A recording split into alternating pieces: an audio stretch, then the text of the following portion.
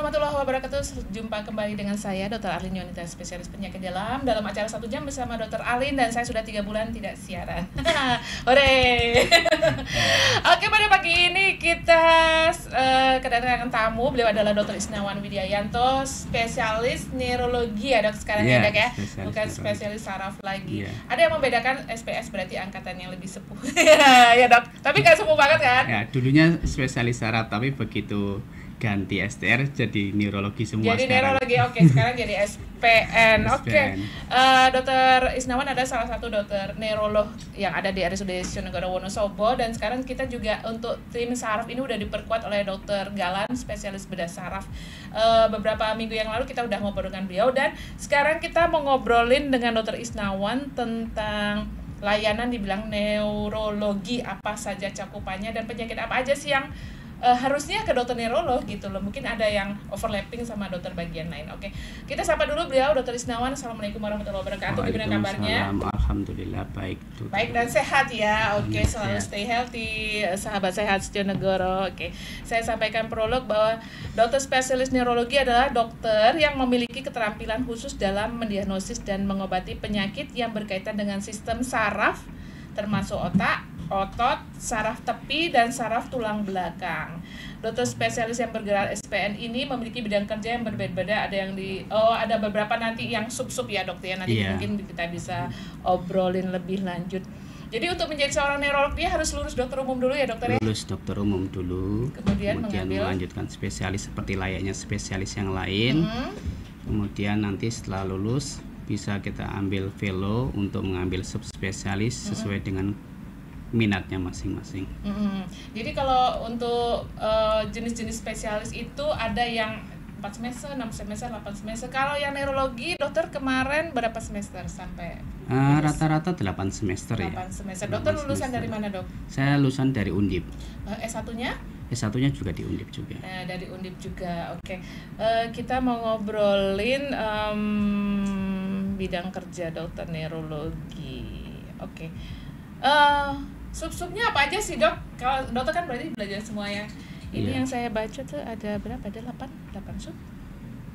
8 sub ya? Subnya banyak. Oke, apa aja tuh dok? Mungkin bisa dijelaskan satu-satu dok.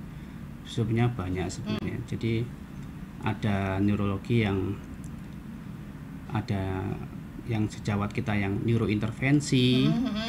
Jadi kalau pasien dengan stroke itu tidak semuanya dilakukan dengan pengobatan farmasi atau farmakologi saja. Sekarang beberapa dokter saraf mengembangkan teknik trombektomi namanya untuk mengambil langsung trombusnya itu di otak.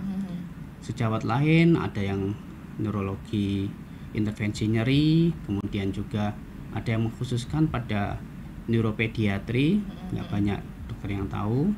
Ada juga yang bahkan ke neurogeriatri, bahkan ada juga yang berkaitan sama keseminatan di bidang kognitif, seperti mempelajari tentang demensia, kemudian gangguan kognitif pada manusia. Dan juga yang epilepsi, cukup banyak lah pokoknya. Ini coba kita kupas satu-satu ya dok. Ada neurologi anak. Tadi saya agak bingung, ini sepertinya dokter neurologi mengambil sub pediatrik atau dokter pediatrik mengambil sub neurologi. Apa bisa dua-duanya? Jadi itu semacam irisan ya. Jadi ada juga dokter pediatri yang akhirnya mereka juga ngambil anak, mengambil neurologi mereka konsultan neurologi dari pediatri. Tapi juga ada yang dokter neurologi yang ngambil juga pediatri. Mereka hampir sama sebenarnya. Cuman karena beda background pendidikannya, karena misalkan dari neurologi kan biasanya kita kelulusan neurologi itu dari yang dewasa dulu ya, baru mengkhususkan ke anak. Kalau misalkan dari dokter anak itu memang dari awal sudah nangani anak dan mengkhususkan lebih lagi ke dokter ke bagian neurologi. Ya. Oke. Jadi beberapa kasus neurologi anak yang bisa ditangani dokter neurolog itu ada kayak kejang, epilepsi, hidrosefalus, kelemahan otot, tumor otak juga gitu ya dok ya? Iya. Jadi sebelum kita bahas tentang macam-macamnya dokter Arlin, mungkin saya perlu menjelaskan pada rekan-rekan masyarakat yang awam dulu kali ya. Oke. Kadang sebelum kita masuk ke subspesialis yang banyak itu, banyak yang salah ke dokter saraf, sasar. Ke dokter saraf itu ngapain sih? Jadi saya akan mengilustrasikan ya sebentar, kebetulan saya ada gambar. Kadang-kadang malah ada pasien jiwa ke dokter saraf juga, nah, dokter. Itu. Atau pasien saraf ke dokter jiwa, gitu. Betul. Ya? Pasien jiwa ke dokter saraf. Ya gitulah, jadi tuker. Jadi mungkin agak kelihatan ya. Jadi kita itu bidangnya itu namanya saraf ya. Jadi sistem saraf. Kita bidangnya adalah saraf pusat, yaitu otak dan apapun patofisiologi yang menyertainya. Kemudian otak itu terbagi menjadi cerebrum dan cerebellum. Otak besar, otak kecil. Ya. Kemudian medula spinalis dan apapun kelainan yang menyertainya, serta yang keluar dari medula spinalis atau dari batang otak tersebut yang kita namakan sebagai saraf tepi. Nah, saraf tepi itu juga banyak nanti penyakitnya. Jadi inilah cakupan dari dokter saraf, penyakit-penyakit yang ditangani dokter saraf. Secara ringkasnya apa so? Jadi patofisiologi yang bisa terjadi pada kelainan dari otak maupun dari medula spinalis itu apapun. Kalau kasus yang paling banyak yang ditangani dokter saraf kan stroke ya. Stroke adalah suatu gejala mendadak berupa bisa sumbatan, bisa perdarahan yang terjadi mendadak di otak yang harus mendapatkan penanganan segera. Tapi selain stroke itu juga bisa karena trauma di kepala, atau bisa trauma itu kecelakaan, cedera kepala, atau bisa juga karena ada pertumbuhan tumor di otak, ada juga karena infeksi di otak. Apapun yang menyertai kelainan di otak dan seluruh saraf-saraf tepinya itu adalah bagian dari saraf. Masalahnya adalah pemahaman seorang dokter neurologi dengan pemahaman masyarakat awam itu kadang tidak sinkron. Tidak sinkronnya bagaimana? Contoh, masyarakat kadang karena mendengar dokter saraf itu kata-katanya saraf, sehingga ini sakit saraf itu, saraf ini. Nah ini otaknya nggak bener ini, harusnya koslet ini koslet, gitu ya, harus ke dokter saraf. Misalkan saya sering juga dapat pasien, dok ini keluarga saya tiba-tiba sering melamun, pandangannya kosong, kemudian mengucapkan hal-hal yang tidak benar. Nah itu jangan ke dokter saraf, itu lokasinya ditujunya ke dokter Seno, dokter psikiatri, bukan ke saya. Dokter saraf itu tidak menangani kasus depresi, kasus gangguan isi pikir yang tiba-tiba mendadak karena ada masalah, kemudian dia berubah pola pikirnya, berubah perilakunya, itu ke dokter psikiatri. Ya. Ada juga yang ke saya karena dokter saraf itu terkenal juga karena menangani nyeri-nyeri. Iya, kita menangani nyeri kepala, nyeri leher, nyeri lengan, dan berbagai macam sindrom yang jebakan saraf. Tetapi kalau nyeri dada, nyeri perut, ya jangan ke dokter saraf. Kadang-kadang ke saya dokter saraf datang karena nyeri dada, nafasnya sesak, itu ke dokter Alin atau ke dokter spesialis Yasman. Iya, gitu Bu. Jadi kadang-kadang kita kayak ini nih, polisi. Ya ini ke kanan-kanan, oke, ke kiri-kiri, ya ini lurus, ini naik misalnya gitu ya. Betul, pengatur lalu lintas ya. Bolehnya kemana aja gitu. Iya. Oke, ini ada neurologi epilepsi juga ya dok. Jadi memang epilepsi salah satu penyakit yang banyak dokter tangani ya. Tapi kadang-kadang epilepsi itu banyak di dokter anak karena rata-rata dari bayi ya, bayi, anak kecil, sampai yang usia di atas 17 tahun karena udah tanggung jawab dokter neurolog diserahkan ke dokter neurolog gitu. Jadi ini ada dokter ngambil sub epilepsi aja, dia nggak nerima pasien yang lain epilepsi toh gitu ya. Ada beberapa sejawat di rumah sakit besar yang mengkhususkan diri, mendedikasikan diri memang untuk epilepsi, karena di rumah sakit besar kan dokter sarafnya sudah terlalu banyak, jadi mereka harus mengambil keseminatan tertentu dan mereka betul-betul concern di epilepsi, karena ranah epilepsi itu juga luas sekali. Luas, ya. Karena dari anak kecil, dari mulai lahir sampai orang dewasa, Bisa berbagai epilepsi. macam sindrom epilepsi itu seperti puzzle yang tidak mudah untuk dipecahkan. Oh iya, sahabat saya sejonegoro, epilepsi itu penyakit ayan. Jadi Iya. kalau taunya yang suka kejang-kejang, kalau habis diputus pacar itu bukan epilepsi ya dok ya? Bukan. Bukan ya? Kalau- Itu bukan ya. Jadi yang epilepsi itu kayak gimana tuh dok? Yang Iya. kejang-kejang, terus melet-melet, terus keluar busa, atau yang kayak gimana dok? Iya. Epilepsi itu suatu istilah ya. Jadi nggak selalu harus kejang. Kita bilangnya adalah episode bangkitan minimal 2 kali dan tanpa provokasi. Tanpa provokasi itu Ujuk-ujuk. iya. Jadi dia tidak sedang panas. Kalau panas kita Berarti beda. diprovokasi panas. Provokasi Oke, panas itu kejang ya. demam. Atau dia sedang stroke. Stroke kejang bisa, tapi itu tidak epilepsi. Itu karena stroke-nya. Karena stroke-nya. Oke. Habis diputus pacar, kejang-kejang itu lebih-lebih lagi. Psikoromantis. Itu karena dia memang ingin menunjukkan dirinya kejang-kejang, tapi sebenarnya bukan kejang. Atau dia sedang habis kecelakaan naik sepeda motor nih, terus terbentur kepalanya, kejang-kejang di IGD, itu juga bukan epilepsi. Epilepsi adalah suatu kondisi berulang terjadi bangkitan tanpa ada sesuatu pemicu pun. Lagi diam tiba-tiba kejang. Masalahnya adalah yang orang-orang paham, epilepsi itu selalu dalam bentuk kejang, gerakan motorik yang heboh ya. Tapi jangan salah, epilepsi juga tidak selalu seperti itu. Ada jenis epilepsi yang hanya bengong. Oh gitu? Iya. Aduh, Devita Dika lu sering bengong ini. Nah. Besok aku konsulin dokter Isnawan kamu. Biasanya pada anak-anak ya, usia balita sampai menjelang SMP, ada jenis epilepsi namanya absen epilepsi.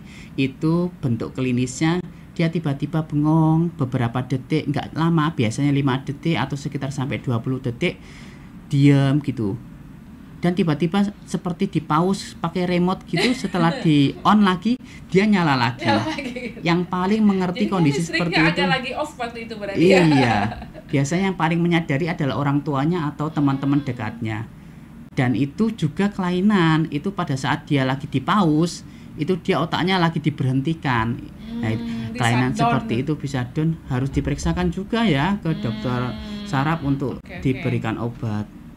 Oh gitu. Oke. Iya. Jadi kadang-kadang connect. Tapi berarti gini dok, kalau misalnya epilepsi itu bisa at any time, at anywhere, at anyhow kambuh, anyhow. berarti mereka itu boleh nggak sih nyetir? Ya, ini ya. Harusnya di negara-negara yang sudah maju, pada pasien-pasien epilepsi itu sangat membahayakan sekali apabila menyetir. Pas serangan.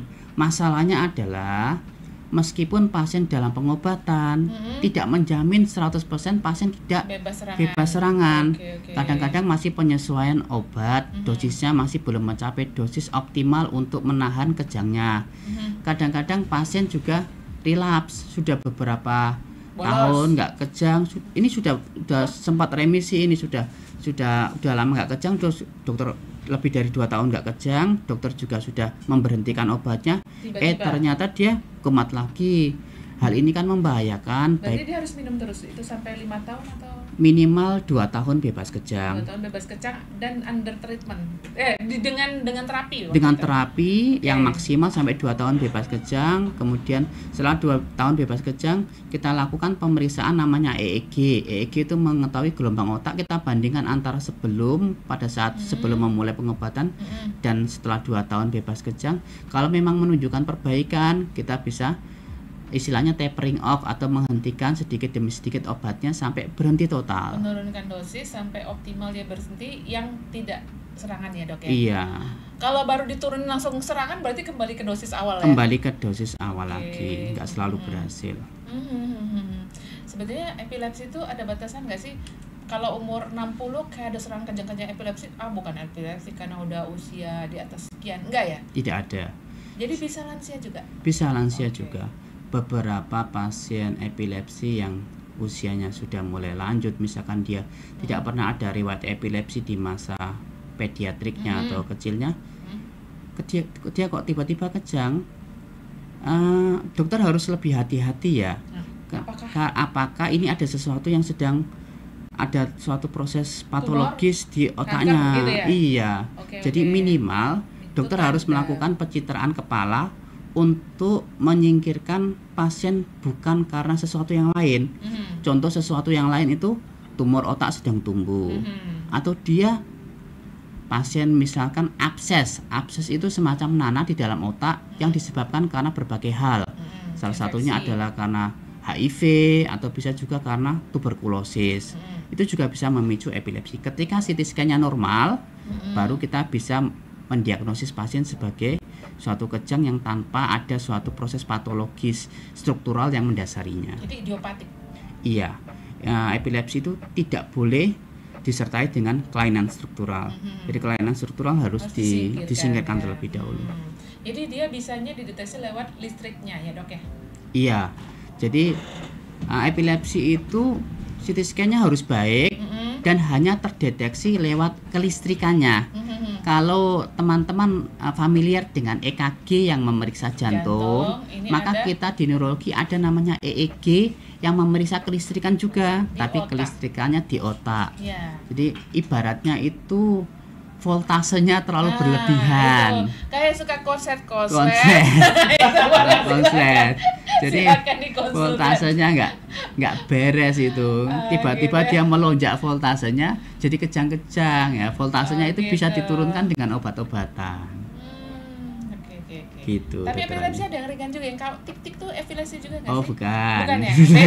Beda ya. Kalau tik-tik itu namanya kita sebutnya chronic hemifacial spasme. Chronic hemifacial, misalkan bapak atau ibu kedutan. Katanya ada yang ngerasa nih guys. Kalau kedutan cuma sebentar itu mungkin normal ya, karena sensitif saja. Tetapi kalau dia berulang terus, berhari-hari, berminggu-minggu, berbulan-bulan selalu kedutan di lokasi yang sama, biasanya sekitar mata. Kalau parah sampai membuat sudut bibirnya dia terangkat-angkat, itu namanya chronic hemifacial spasm. Itu bukan epilepsi biasanya ya. Biasanya itu karena adanya saraf wajah yang kesenggol sama pembuluh darah yang semestinya tidak nyenggol. Oh gitu. Iya. Jadi bukan karena dirasani orang loh ya.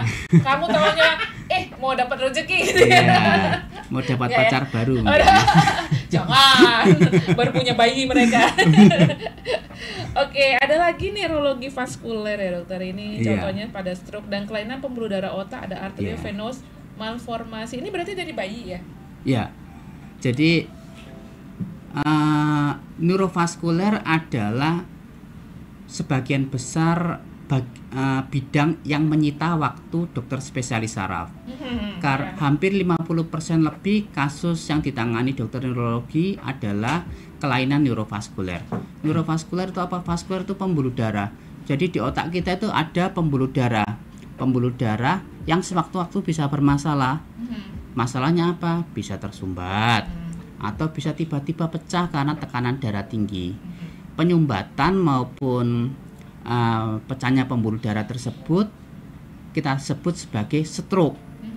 Hampir setiap hari di RSUD Wonosobo tidak hanya satu tapi banyak. Berkali-kali selalu ada warga Wonosobo yang kena stroke. Stroke baru ya dok? Dan yang stroke lama kan kontrol terus ya? Kontrol terus. Biasanya stroke lama tergantung pasiennya juga. Kadang-kadang yang rajin kontrol biasanya dia tidak berulang. Tapi kalau misalkan dia bosan minum obat, kadang-kadang ada stroke serangan yang kedua, yang ketiga dan seterusnya. Dokter, saya pernah ketemu pasien. Iya. Udah 10 tahun yang lalu, stroke-nya 4 kali dok.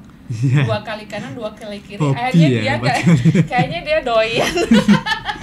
Jadi dia udah kayak mayat hidup, terus akhirnya meninggal juga sih. Jadi yang udah satu aja udah bikin lemah, terus kena serangan kedua. Soalnya itu sih perokok, peminum kayak gitu dok. Jadi setelah dia stroke pertama, ini udah sembuh, terus dikiranya kebal dok. Jadi ada orang, kan aku udah pernah kena, nggak mungkin kena lagi. Salah ya dok itu ya. Salah. Jadi harus minum obat terus. Harus minum terus. Kita kan bagi teman-teman sekalian atau bapak ibu yang belum terkena stroke, alhamdulillah masih sehat.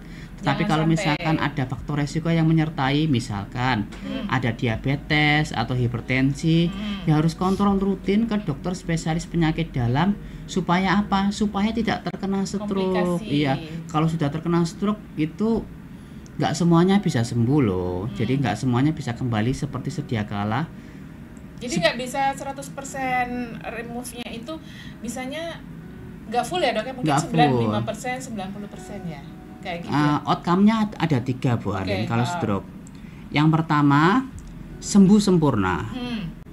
Ini nggak banyak ya. Persentasenya kecil. Iya kecil, mungkin sekitar 10% ya. 10%. Sebagian besar pasien disabilitas, ada kecacatan ada defisit neurologis yang menyertai.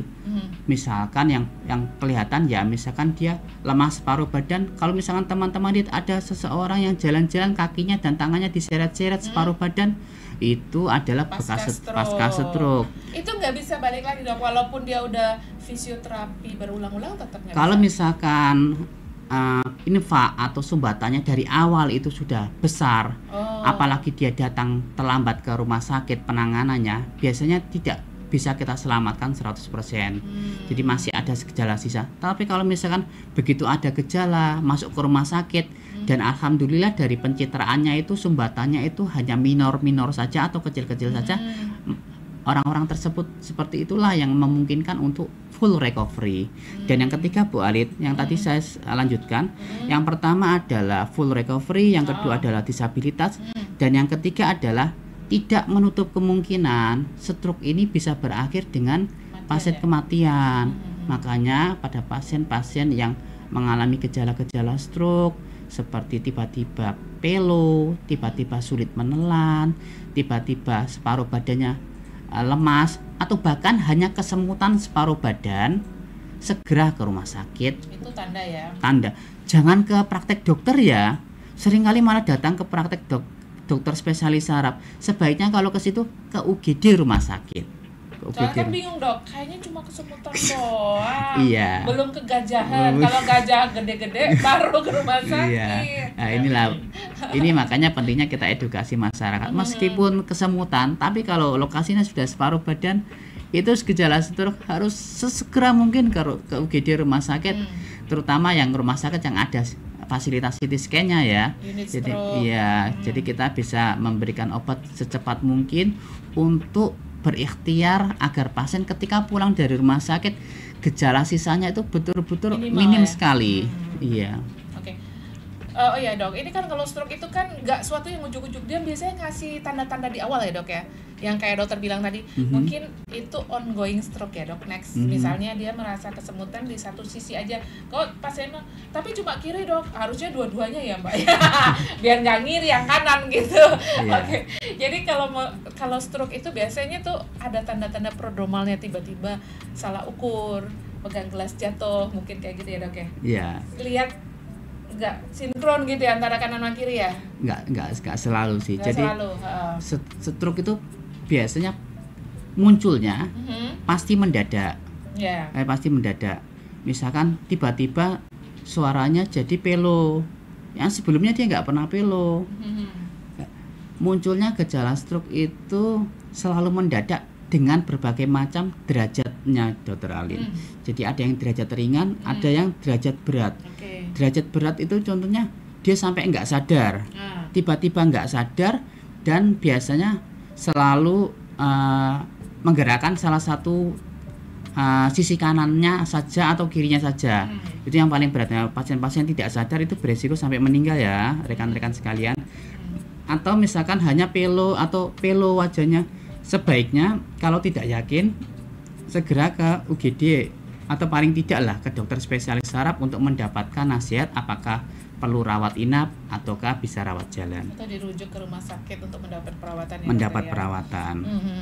Dulu waktu saya masih residen itu kan saya belum menemukan motor tuh, saya mikir gini, kalau di jantung itu ada PTCA untuk memasang stent, kenapa di otak nggak dipasangnya hal yang sama ya? Karena kan prinsip kerjanya sama ya. Percaya ada sumbatan di arteri cerebri media atau di mana.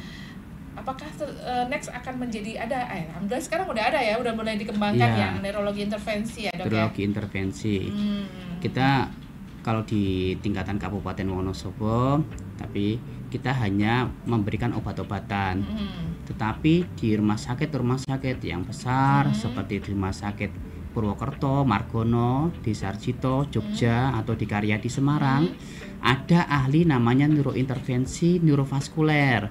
Mereka itu akan melakukan bahasa medisnya trombektomi atau pengambilan trombusnya melalui pembuluh darah di selangkangan, nanti akan menuju ke otak, kemudian akan mengambil bagian yang tersumbat. Cuman itu ada waktunya, jadi nggak sewaktu-waktu bisa. Jadi ada golden periodnya. Ada golden periodnya. Berapa jam? Biasanya kalau trombektomi 6 jam. 6 jam, dan itu sulit ya kalau kita di sini. Sulit.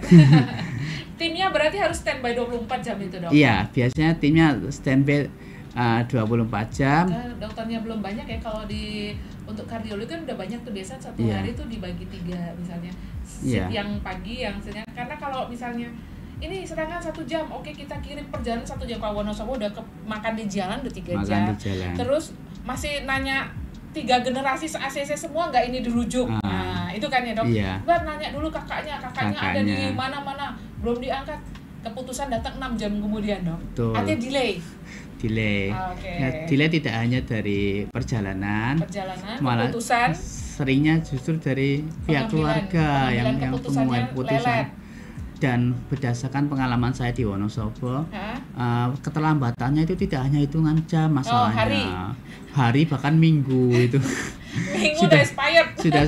Sudah berhari-hari, lemas separuh badan, baru dibawa ke dokter spesialis saraf. Ya itu merupakan tindakan yang kurang bijaksana.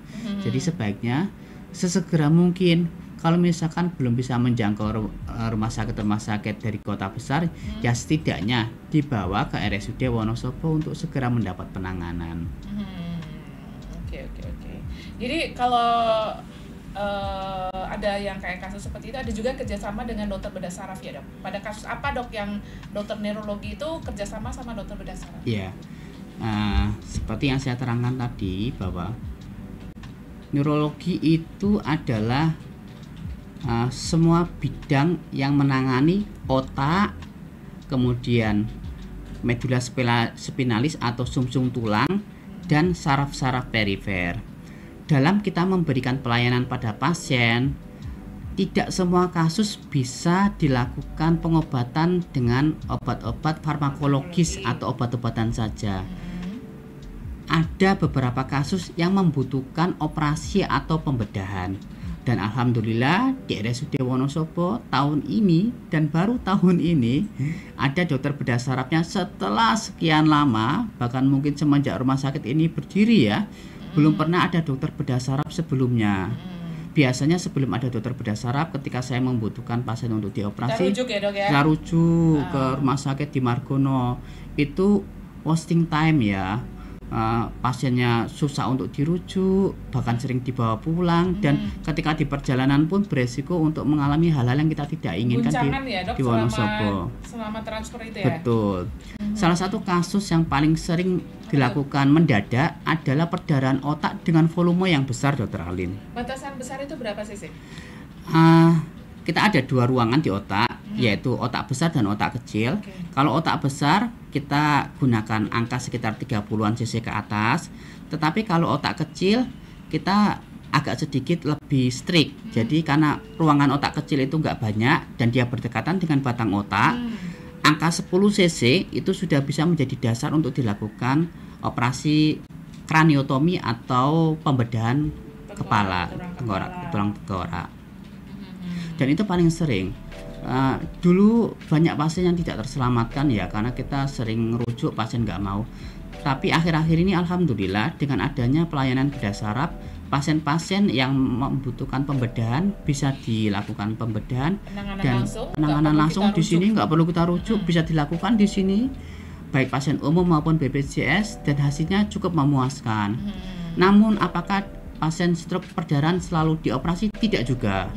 Volume yang kecil dengan kesadarannya masih baik kita usahakan semaksimal mungkin hanya dengan obat-obatan saja. Itu masih bisa diserap nggak dok kalau misalnya masih di bawah 30 cc itu? Masih, kalau misalkan kondisinya kesadarannya bagus, kemudian tidak terjadi namanya perdarahan ulang atau rebleeding. Rebleeding atau perdarahan ulang biasa dipicu ketika pasien selama perawatan tekanan darahnya nggak turun-turun, itu pecah lagi nanti. Kalau pecah lagi, kesadarannya turun lagi, di CT scan ulang ternyata perdarahannya lebih besar daripada kondisi awal, yaitu tetap harus operasi. Tapi kalau misalkan dia terkondisikan tekanan darahnya bagus, biasanya pasien pulang tanpa pembedahan.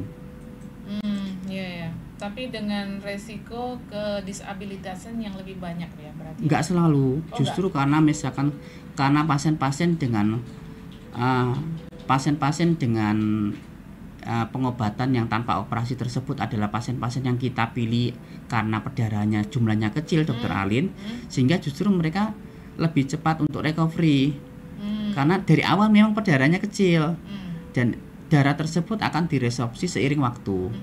Dan sebaliknya, pasien-pasien dengan perdarahan besar tidak akan menjamin bahwa dia tidak akan mengalami disabilitas yang ringan juga.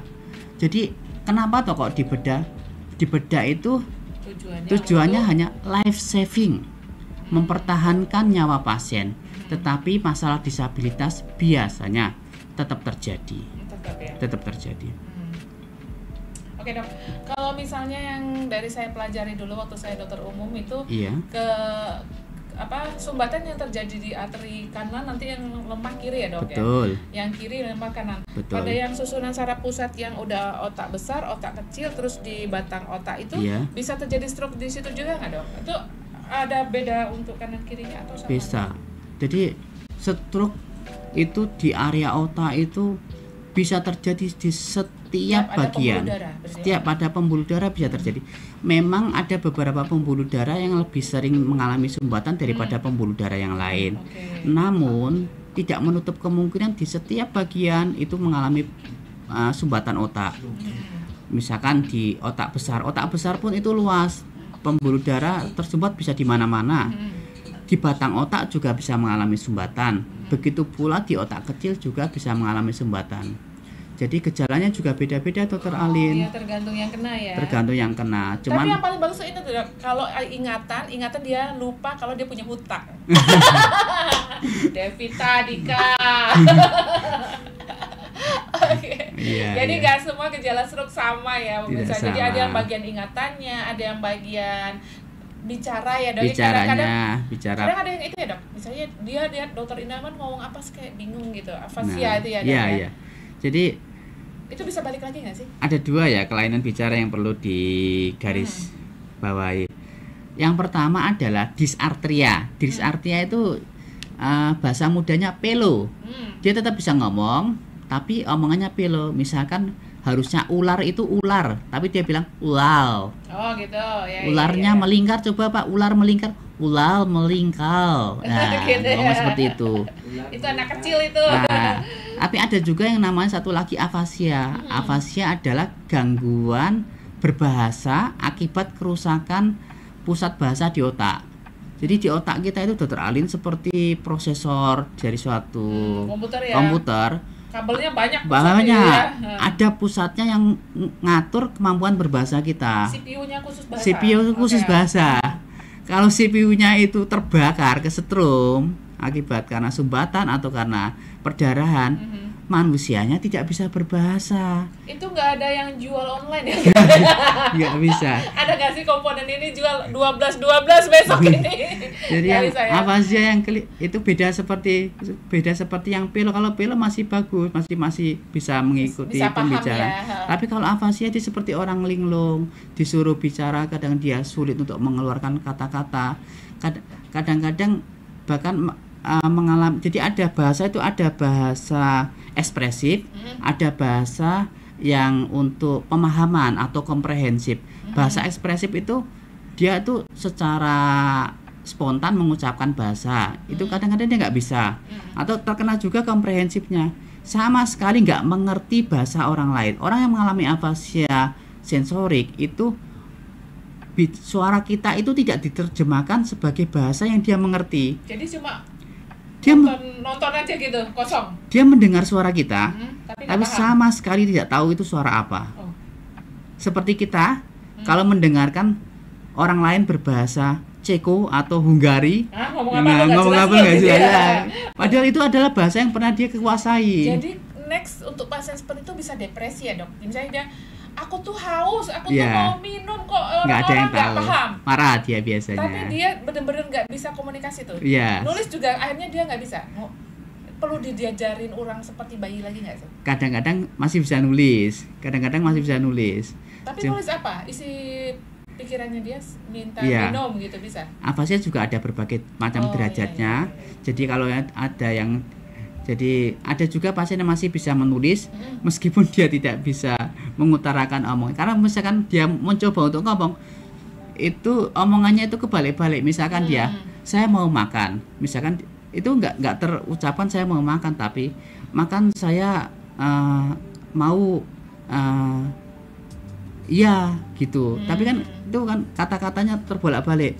Saya mau duduk di kursi meja, duduk jadi gitu. subjek pendidikan objeknya kacau.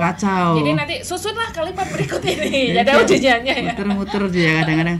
Bahkan ada yang sama sekali nggak bisa mengucapkan. Itu yang kita namakan sebagai afasia global. Baik komprehensinya maupun fluensi bicara spontannya itu sama sekali hilang. Pasien seperti itu justru nggak depresi karena dia mendengarkan juga nggak memahami. Jadi kayak semacam terkungkung dalam dunianya sendiri gitu. Jadi kasihan juga. Hidup tak hendak mati tak mau gitu ya. Iya, karena secara fisik baik kan ya. Secara fisik baik, tapi dia nggak mengerti orang lain dan nggak bisa mengeluarkan apa yang dia pikirkan untuk dipahami oleh orang lain. Kalau pasien kayak gitu masih bisa nggak menghandle dia mau pipis, dia mau BAB di kamar mandi gitu? Masih biasanya. Masih bisa. Iya. Cuman untuk pemahaman bahasanya. Kalau yang lain-lain masih bisa. Kalau dia makan sendiri dikasih makanan suruh makan masih bisa apa harus disuap? Biasanya yang afasia itu hemiparese kanan, Dokter Arlin. Iya. Tertentu berarti yang di arter yang kiri. Ya, pusat bahasa kita itu sebagian besar ada di otak sebelah kiri. Sebagian besar manusia, meskipun ada beberapa manusia yang kecil jumlahnya ada di pusat bahasanya di kanan, tapi rata-rata di pusat bahasanya di sebelah kiri. Ketika pusat bahasa itu terkena, rata-rata pasien juga disertai dengan hemiparese yang kanan, sehingga mereka juga kesulitan untuk makan. Kadang-kadang mereka menggunakan tangan kirinya untuk makan. Dok, kalau misalnya orang yang kidal tuh ada beda nggak sih kalau di otaknya? Beda? Apa beda. Sama aja? Oh, memang beda? Iya. Bukan berdasar kebiasaan aja ya? Beda. Jadi kita ada istilahnya right handed sama left handed. Yes. Jadi biasanya pasien-pasien yang left handed itu ada kemungkinan meskipun tidak selalu pusat bahasanya di kanan. Oh gitu. Tapi orang yang kiri itu left handed itu biasanya tangan kanannya juga dilatih. Nggak kayak kita yang tangan kanan, begitu tangan ada sesuatu bingung mau nulis pakai tangan kiri ya. Iya. Oh gitu ya, gitu kuncinya ya. Kuncinya. Thanks for the clue. Oke, ini ada neurologi, onkologi juga ya dok. Yeah. Jadi ada tulang-tulang juga. Jadi kalau misalnya ada tulang di sepanjang otak sama saluran belakang medula spinalis itu rujuk ke dokter bedah saraf ya dok ya. Ya, neuroonkologi adalah bidang yang berkaitan sama tumor otak. Tumor otak itu tidak selalu ada di otak ya. Jadi tumor otak dan medula spinalis tepatnya. Jadi tumor-tumor yang ada di susunan saraf. Di tumor otak ya, kalau yang di otak selalu terapi utama pada tumor otak adalah reseksi atau pembedahan. Jadi biasanya pasien dengan menunjukkan gejala-gejala tertentu, misalkan penglihatannya lama-lama dia buram, sudah periksa ke dokter kacamata tidak memperbaiki. Nah, hati-hati, bisa jadi dia tumor otak. Atau nyeri kepala, tidak berkesudahan, atau dulunya tidak pernah kejang, tiba-tiba kejang. Bahkan ada yang menunjukkan gejala seperti stroke. Dulunya enggak lemas paruh kanan atau kiri, dia pelan-pelan, tapi biasanya enggak mendadak ya. Pelan-pelan dia mulai kesemutan, mulai tambah lemas. Hati-hati, bisa jadi itu penyebabnya karena tumor otak.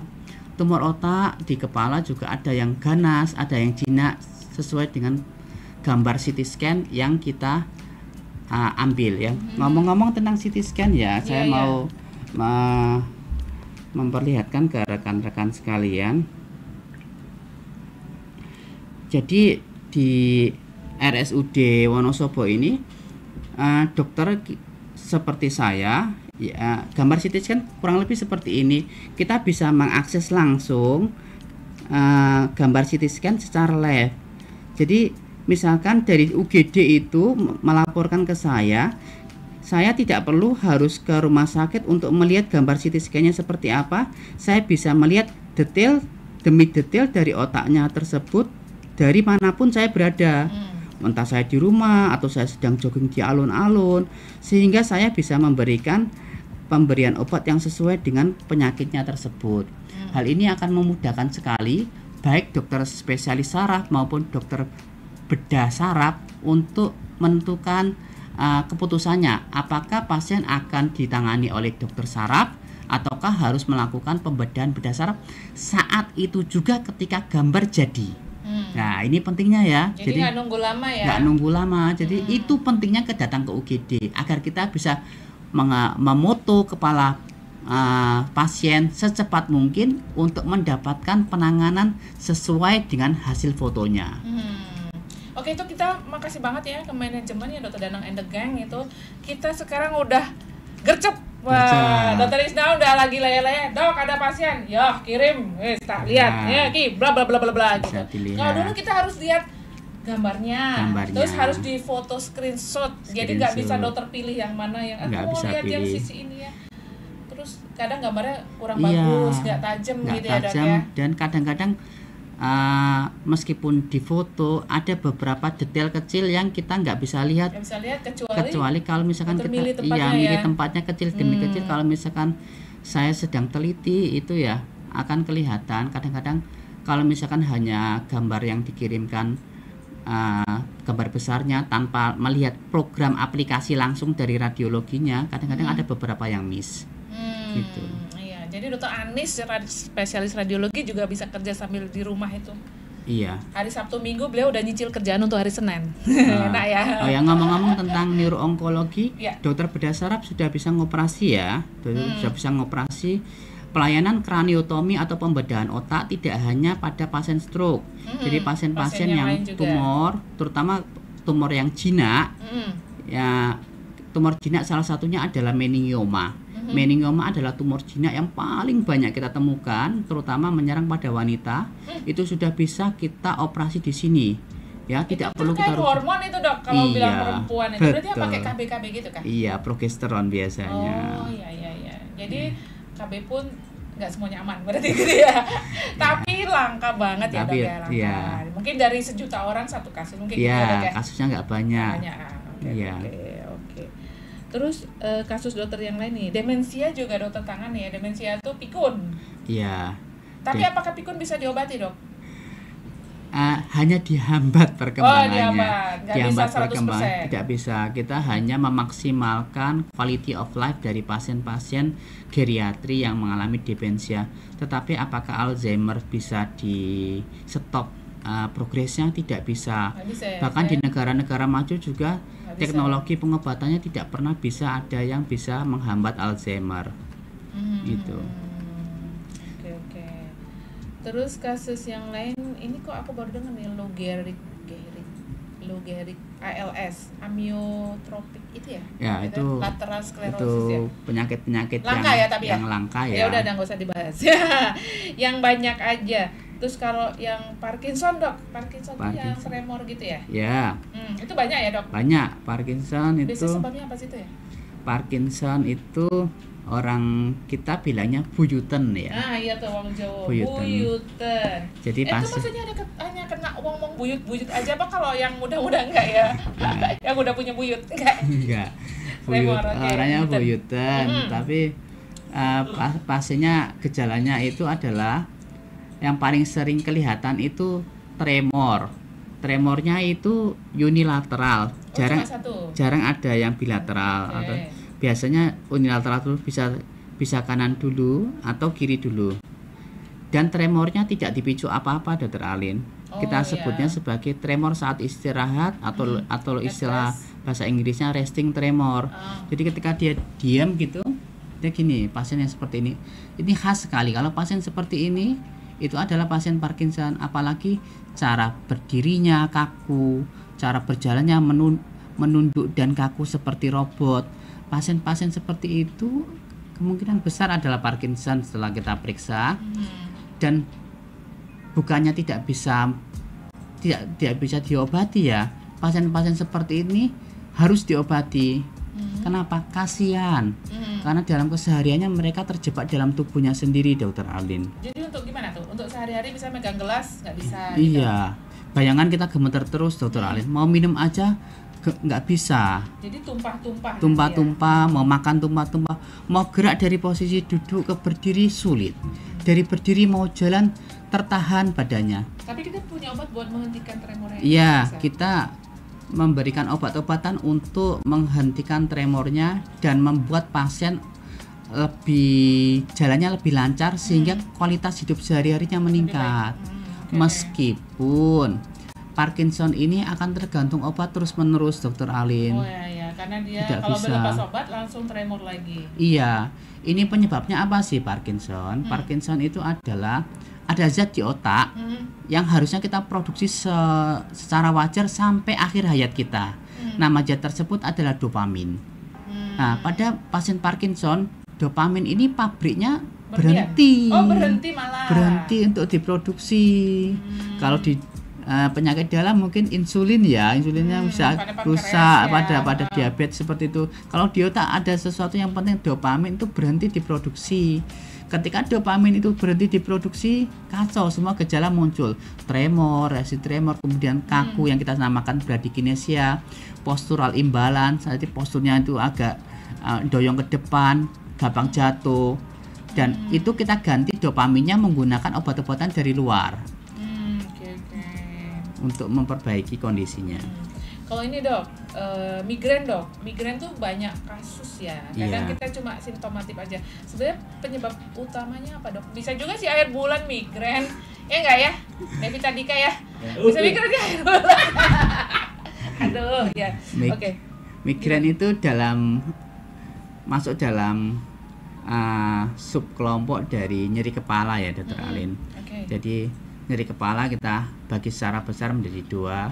Nyeri kepala yang primer itu yang nyeri kepala tanpa kelainan struktural atau nyeri kepala, dan yang kedua adalah nyeri kepala akibat struktural. Nyeri kepala struktural itu contohnya lagi ada perdarahan otak ya, nyeri kepala dia karena ada perdarahan otak, atau ada tumornya ya, nyeri kepala dia karena ada alasan gitu alasan karena ada sesuatu di otak yang muncul yang membuat nyeri kepala tersebut. Beda dengan nyeri kepala struktural, nyeri kepala primer ini bukan karena sesuatu yang sedang tumbuh atau yang muncul di otak, tapi karena sesuatu yang lain. Termasuk dalam nyeri kepala primer ini adalah yang paling sering adalah tension type headache, nyeri kepala akibat otot-otot di sekitar kepala, leher kencang, yang rasanya diikat, yang nyeri sekali seperti kencang sekali.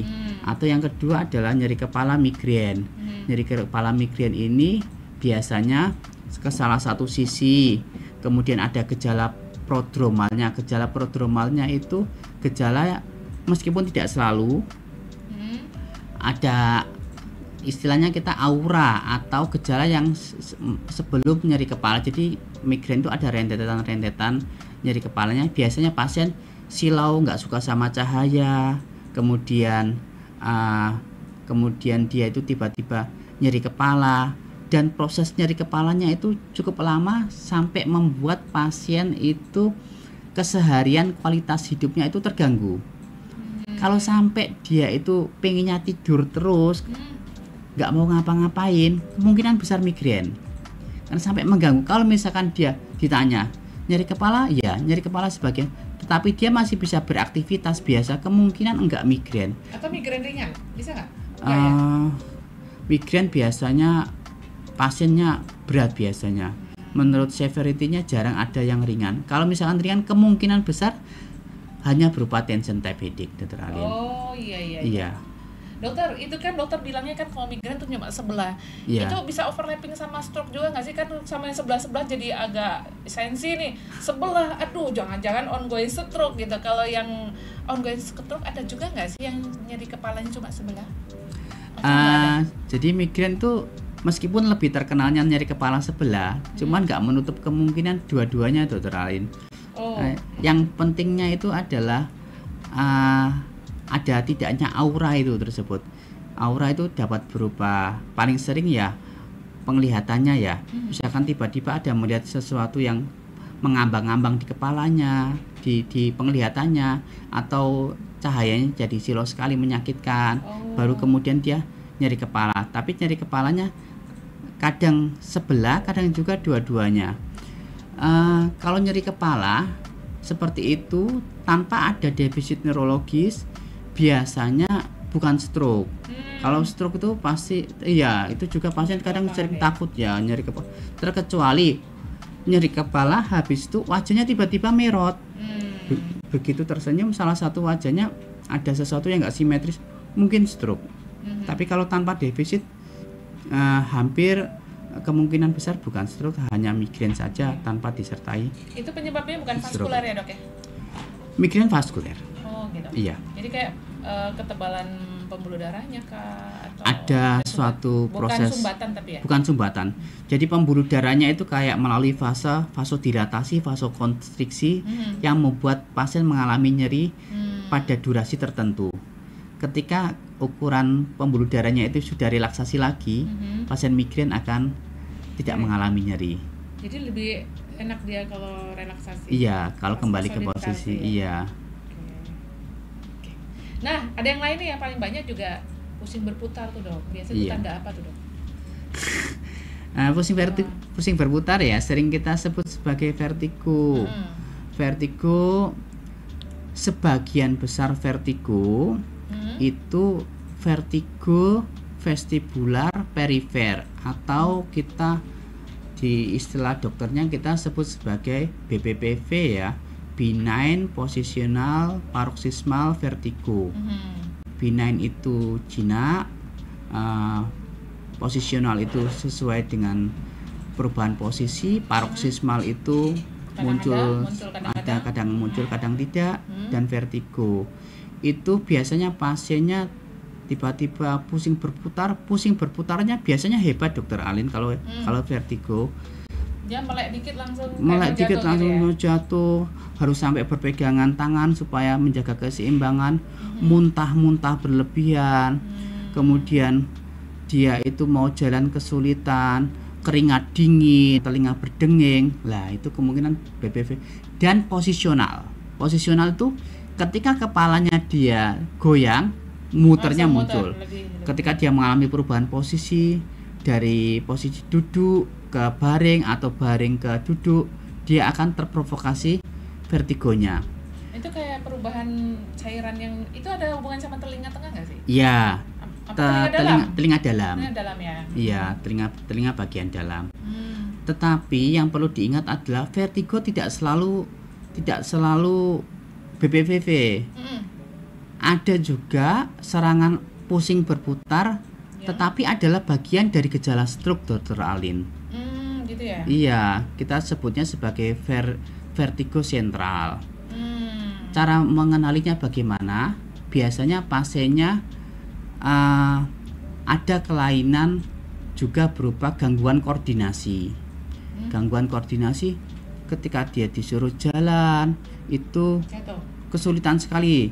Disuruh kaki kanan di depan kaki kiri atau sebaliknya itu kesulitan, atau disuruh menunjuk hidung ke tangan dia kesulitan, kebablasan atau malah kurang. Iya, kurang, tidak tepat.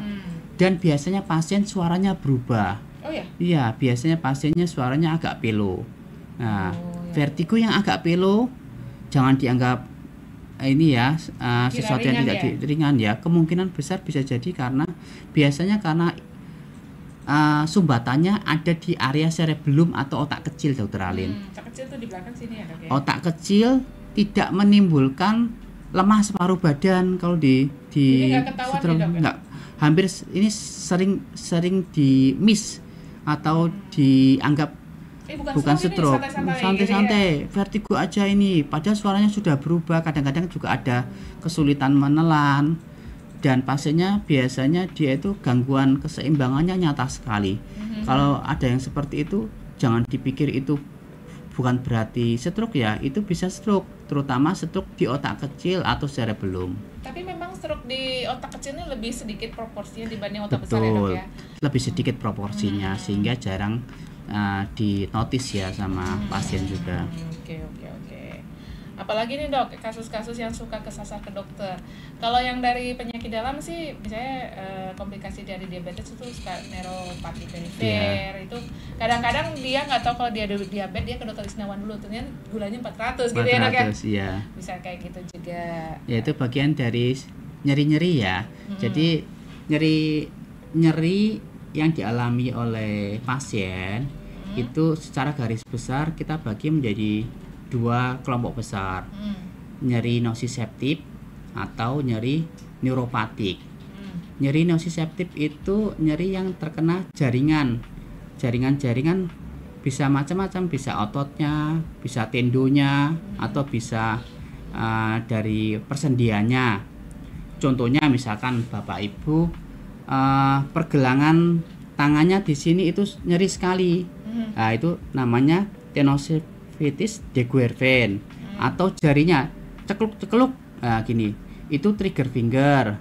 Atau misalkan nyerinya ada di pergelangan tangan disertai dengan tangannya mulai atrofi atau kehilangan massa ototnya. Itu namanya carpal tunnel syndrome, dan masih banyak yang lain. Itu nyeri-nyeri yang berkaitan sama nosiseptif, juga ditangani sama dokter saraf. Selain itu ada juga nyeri neuropatik. Neuropatik adalah nyeri yang langsung akibat kerusakan saraf tepi biasanya. Salah satu yang sering beririsan dengan dokter penyakit dalam adalah diabetik polineuropati atau kelainan saraf tepi, biasanya kaki tapi tidak menutup juga tangan, akibat karena vaskuler dari penderita diabetes itu kan sudah jelek, sehingga tidak mampu untuk memberi makanan yang cukup bagi saraf-saraf tepi, sehingga dia tidak bekerja dengan normal. Kalau misalkan seperti kita bos dari suatu perusahaan yang punya karyawan ya, karyawannya itu ibaratnya sebagai saraf. Kalau tidak digaji dengan cukup kan berontak dokter Alin. Ya, gitu ya, komplain ya. Komplain. Demo mereka bikin nyeri terus, sama halnya seperti itu. Atau misalkan Bapak Ibu ada yang punya penyakit, misalkan nyeri ini di pipi baik kanan maupun kiri, nggak hilang-hilang. Pertama pasti dikira nyerinya dari gigi, dicoba giginya dicabut, tetap nyerinya nggak hilang. Setelah itu baru dokter giginya ngirim ke dokter saraf, ternyata ada saraf di bagian wajahnya itu yang selalu tersensitisasi. Namanya kita diagnosisnya sebagai trigeminal neuralgia. Nah, itu juga sering nyerinya hebat juga itu. Itu adalah bagian dari nyeri neuropatik juga. Atau misalkan terutama pada orang tua habis muncul herpes. Nah, post herpes. Bisa di wajah, bisa di leher sampai ke tangan, bisa di kaki juga, bisa di perut juga. Biasanya gambar-gambar herpesnya itu jelas sekali dan bisa dikenali dengan mudah oleh dokter. Masalahnya adalah pada orang tua ketika herpesnya itu sudah mulai kering, dia menyisakan gejala sarafnya itu sudah digrogoti oleh virusnya, jadi dia rusak, kabel-kabelnya banyak yang rusak.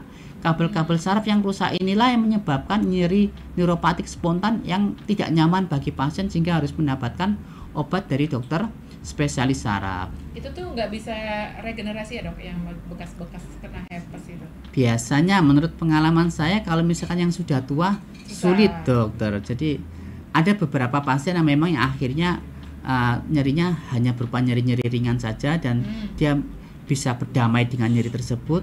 Tetapi karena herpesnya biasanya muncul pada usia 50, 60, di mana saraf juga tidak memiliki kemampuan regenerasi yang baik di usia itu. Pasien seringkali tergantung sama obat bahkan dalam jangka waktu yang cukup lama.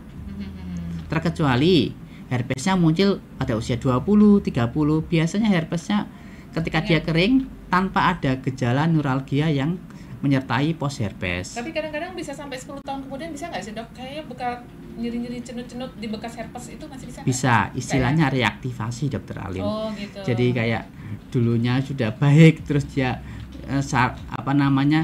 jadi virus herpes itu kadang-kadang dia pintar, dia bersembunyi, ngumpet ketika dia dalam kondisi dorman atau istirahat.